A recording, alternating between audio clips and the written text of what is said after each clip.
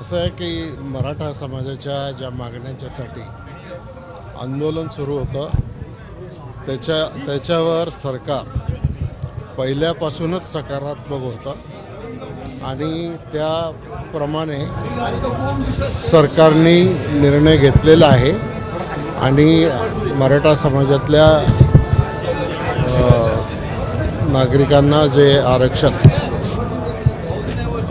दिलेलं आहे त्याचा निश्चित फायदा हा त्यांना सर्वांना होणार. मराठा समाजावर एक प्रकारे फसवणूक होते, नाहीतर ओबीसींवर तरी अन्याय होतो. या सगळ्या पार्श्वभूमीवर त्या हरकती घेणार आहेत, कोर्टात जाण्याची ते तयारी दर्शवली. आता याच्या संदर्भात मला माहिती नाही आहे, कारण मी 2 दिवस इकडं दौऱ्यावरच आहे.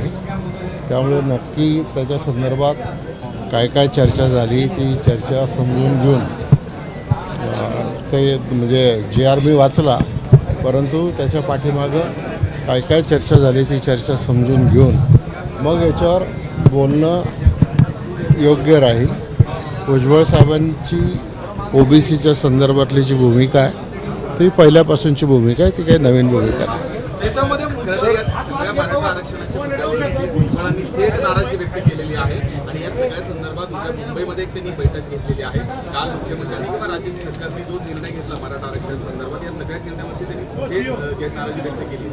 एक महत्त्वाचं मंत्री नाराज आहे या संदर्भात. याच्या संदर्भात माझं काही त्यांच्याशी बोलणं झालेलं नाही, त्यामुळे त्याची काही माहिती नाही माझ्या.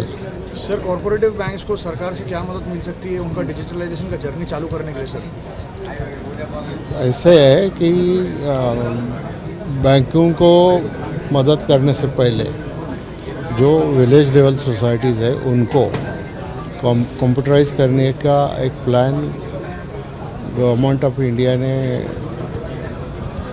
किया है और वो प्लान के मुताबिक एक्चुअली काम शुरू हो रहा है. ये सारे फंड्स केंद्र सरकार दे रहे हैं. ABP माझा, उघडा डोळे बघा नीट.